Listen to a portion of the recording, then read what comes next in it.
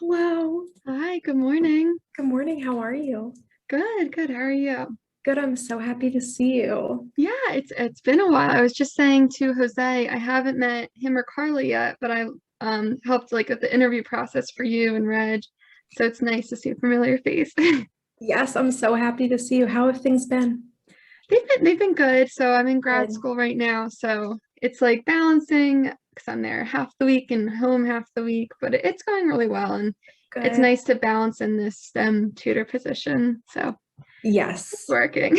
Amazing. Good. I'm so happy Yes. to hear How have it. you been? Good. Good, Good. good. Just adjusting to COVID life Yep. on campus and kind of managing not only students' expectations, but kind of our expectations too. Just being able to be flexible and adaptable and you know, Mhm. doing the best that we can to power through. And now it's getting warmer, it's getting sunnier. So that's really Yeah, bringing everyone's about super a lot of positive. I hope. can feel the positive vibes from this weather. It's insane for a total difference from like a week or two ago. So Yes, really nice. seriously, we deserve it for real, for real. Yes, it's been really nice. I'm excited. Okay, so the Hooray! first question is tell us about yourself. Where and what did you study in college, and why did you choose to be a success coach at LaSalle? Sure. Just to give a quick introduction, hello everyone. My name is Liz Fever. I'm a student success coach with the Center for Academic Achievement at LaSalle. And as an undergraduate student, I actually went to the Tyler School of Art at Temple University and I studied photography. And when I tell people that, they make kind of a face like, what? How did you go from studying the arts to working with students?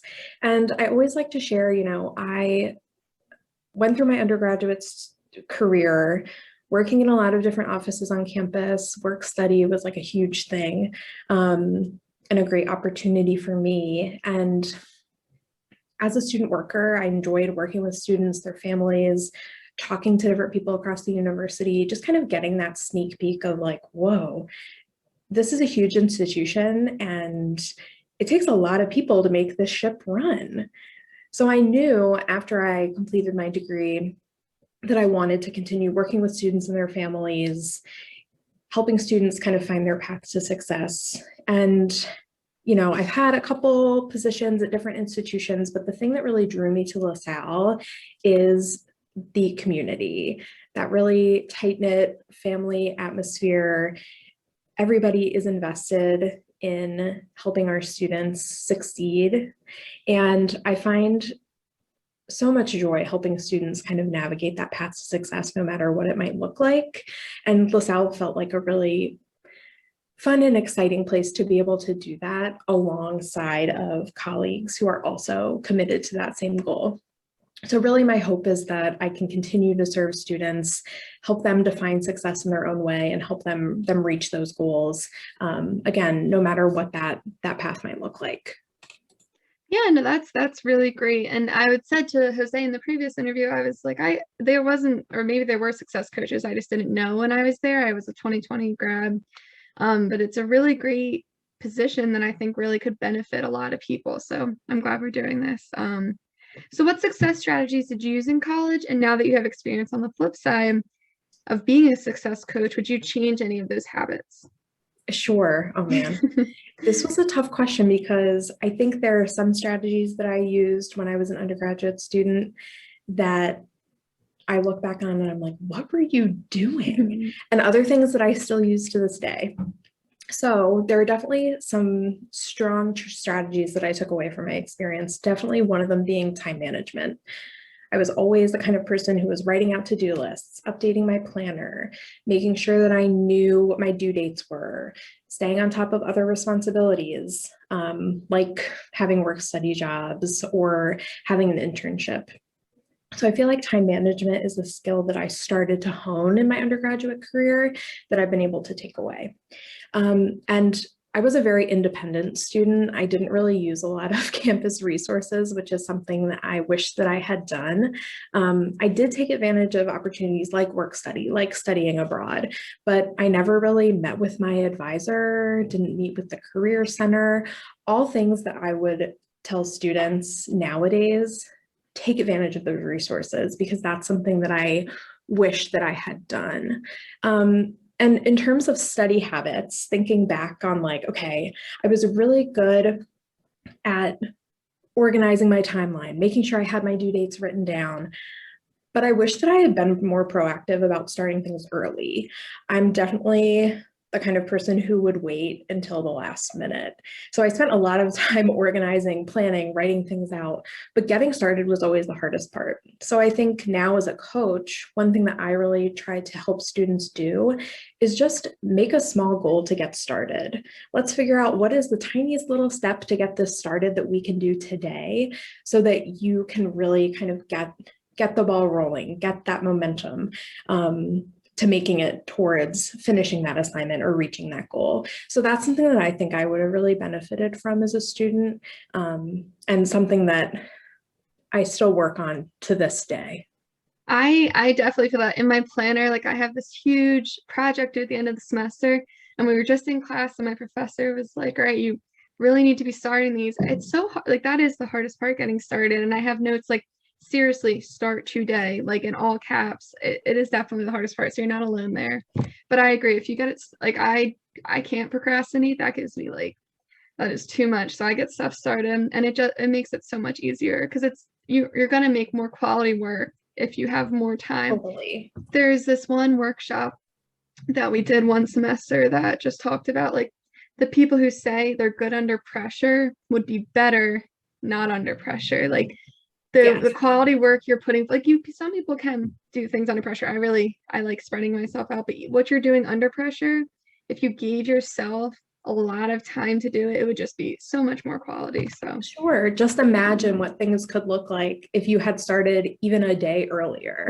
right. So like you might be presenting great quality work, but imagine like how much better it could be if you ran it through the Totally. writing tutor a few times. Like, so yeah, I didn't utilize resources until the end of my college career, and I went to the writing tutor for all of my statements of purpose.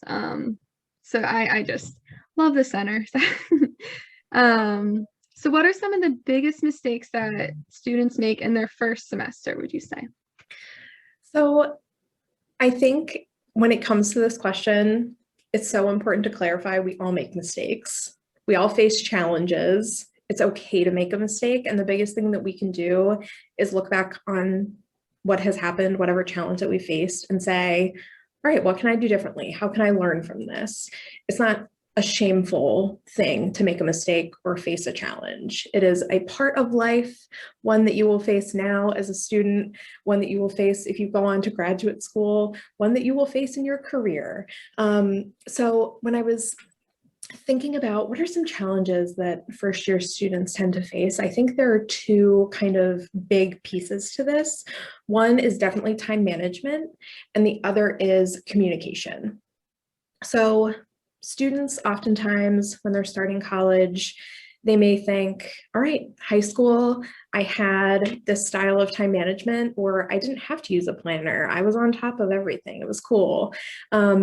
And once they get into the groove in school, time management can tend to be a little bit more challenging than they might have expected. And I think some students are left thinking, what do I do? What's the best way for me to approach this? So I always recommend students take some time to review the system that they're using currently, whether it's a planner, a notebook with a to-do list, an app that you really like. Take a moment to kind of take an inventory, see what's working, what's not working, chat with your peers about what worked for them, and kind of see what you like that you can take from others too. And then of course, meeting with a peer academic coach in the Center for Academic Achievement is a great way to just kind of take what you've kind of learned from your inventory and your own kind of research from other folks and build a plan that's going to work for you in terms of time management. The other piece, communication, I think can be really hard. It's really hard to come to an institution as a new student and you're meeting new professors, you're meeting the deans and assistant deans of your school, you're chatting with success coaches and advisors. There are all these different folks that are here to support you. And it can be really, really hard to reach out and ask for help. It can be really intimidating to reach out and ask for help. So one of my kind of tips or tricks for students to use is to start building those relationships early, rather than waiting until you're facing a challenge or something has come up to talk to your professor or reach out to your advisor. Talk to them on the first day.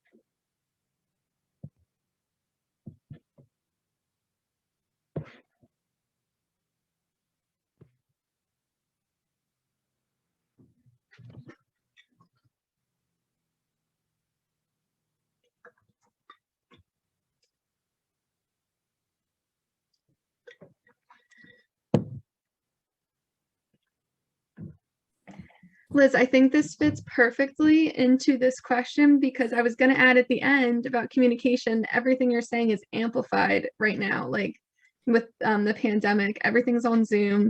There's so many things, and then you just got disconnected. So it like fits perfectly into what you were just saying. I was like, she's gone, she's gone. So I was like, yeah. I heard up until I just kept talking, so hopefully it recorded. Yeah, we'll see. I mean, we were finishing up communication on what I heard, but that was like perfect timing because I was going to add in the pandemic, like you have technical difficulties, clearly, like yes, there's so many additional not problems, but challenges with communication. So I think that's a really important thing to address. yes, A lot totally. of students are hesitant, I think, with the Zoom. I have less students coming for tutoring. I used to be booked like hours, and now I have like here and there. So I don't think, I would love to think that it's an increase in the understanding of like maybe the increase in, but I don't think, I think it's more, people don't think online tutoring is as beneficial. It's really, really tough. It's really tough. And I think that there are so many layers that kind of come with this.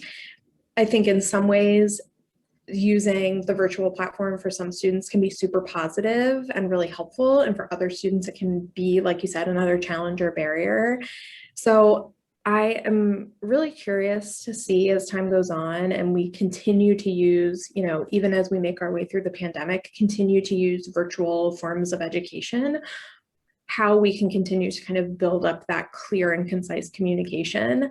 And yeah, just being adaptable is the other thing, being understanding, being able to say like, you know what, my internet gave out during the middle of class. And I know that once I'm done, you know, I can reach out to my instructor and say, hey, my internet went down. This is what happened. What's the best way for me to move forward? Or I know we were supposed to have a meeting, but something's up with my computer and I just can't get it going. Can I email you instead? And I think finding that way to be adaptable, communicate with folks, and kind of have that transparency is a skill we're all going to be learning. Yeah, and I think you're right. There are, in some cases, you might be more comfortable online. You're in your own home. Another thing is I used to have a lot of commuters for tutoring, and if it was past 5 o'clock, they weren't like rush hour. So for this, it might be nice for them. They could go home and then connect with me. And again, for me, like now that I'm at 2 different colleges for jobs, for me, I feel like I could help so many more people virtually than driving 40 minutes to LaSalle, then driving 40 minutes to Rutgers. So not that they're, you know, trying to look at the bright side of things. So I think that we will take a lot of this virtual, all these skills with us when this is over, hopefully soon. Yes, totally. So in your own words, what is a success coach and who can benefit from scheduling a session with a success coach? Because it is a Yes. newer position. So I think this is a really important question. Yes, I think that it's so exciting for us to be able to tell people about success coaching, what it is, why it's important. So for me, in my role as a success coach, I'm here to support first year students through that first couple of semesters at LaSalle. Together, we're going to be able to tackle challenges, celebrate triumphs, brainstorm ways for you to be successful, not only during your first semester, but throughout your entire college experience. And success coaches are also connectors. So I think an important part of our role is also to help students kind of build that bridge to get connected to campus resources. So while we may be helping students brainstorm solutions to challenges they're facing, or talk a little bit more about taking those first steps towards reaching their goals, we can also help students get connected to resources across LaSalle so that they feel more confident that when they walk through those doors, they understand why they're there, what that resource can offer them, and are able to really utilize everything that LaSalle has to offer. And when it comes to students scheduling a session with us, honestly, I do truly believe that all of our first year students could benefit from meeting with a success coach, whether you are taking steps towards becoming a stronger studier, you really want to manage your time better, whether you need help navigating some specific challenge that you're facing in a course, or if you just want to chat about the goals that you have, long-term, short-term, what resources you might use, we are here for you. And I think similarly to talking about communication, we want to meet with students no matter what's going on in their life. We're here to help you guys reach your goals, connect with folks on campus. So connect with us at any time. There's no need to wait until a problem comes up or something specific is happening. You can meet with us at any point in the semester, and we're going to be here to lift you up, help you find the resources that you need, and keep moving on that path towards success. Okay, so I have one more serious question and then a fun one to end with. So Yay! the last serious one is, what is the biggest piece of advice for students in college? And specifically, like, what is one thing that they could do today to start their path to success? Yes. So I think my biggest piece of advice, and I feel like this is something that I've been kind of hearkening back to as we've been chatting, is using the resources that are on campus that are provided to you. It can be so easy to get swept away in classes, assignments. Academics are so important. They're the reason why you're here. However, I think it's also important to remember that there are so many different resources on campus and folks that you can ask questions of, learn from, and we are all here to be a support network for you. So I really, really love reminding students, don't be afraid to kind of take a step back and see what resources are out there to help you. So the one thing that I would love for students to be able to do today to kind of get moving on that path towards success is take a couple minutes to sit down, pull out your favorite notebook, your favorite pen, and start writing out some of your goals. Just do a brain dump. What are goals that you have for today, for the month, for the semester, for this year, for the next 5 years? What do those goals look like? And then after you've had a couple minutes to just kind of drain all of those beautiful goals onto paper, take a second to look at those goals and think about what resources LaSalle has that can help you take that one small step forward towards that goal. Whether it's a goal that you have for this month, a goal that you have for your career 5, 10 years from now, take a moment to kind of start connecting those dots. I was in a training this week where the trainer reminded us that people who write things down are actually 80% more likely to do the thing. So today, I challenge you to take that moment, sit down, write those goals out, and know that in doing that, in writing out what resources LaSalle has that can support you in those goals, you are going to be that much more likely to take that one small step closer to success. And that is why we are here. If you find this exercise is super fun, make an appointment with me so you can tell me all about it. I can't wait to hear about your goals. If you find it challenging, make an appointment with me. Let's sit down and do it together.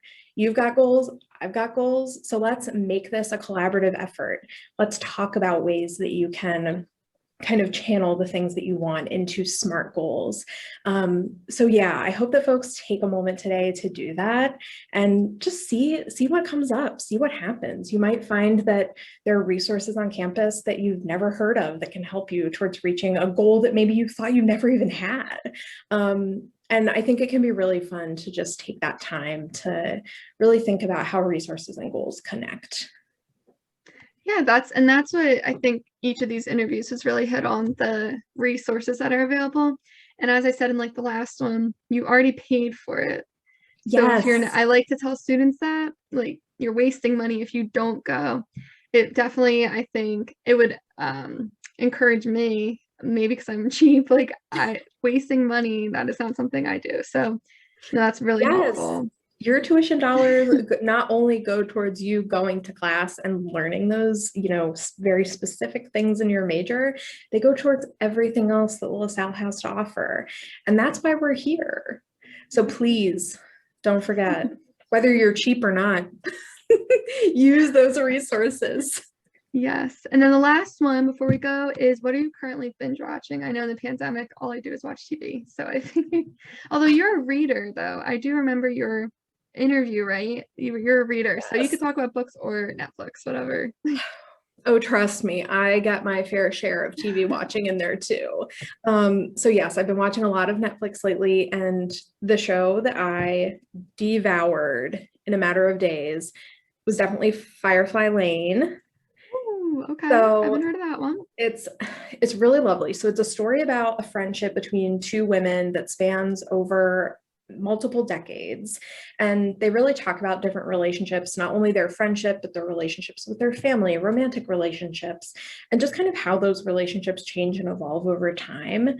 And it's really cool. Definitely made me laugh, made me cry, lots of amazing kind of lessons to take away. But it did end in a cliffhanger. So I'm really hoping for season 2, fingers crossed.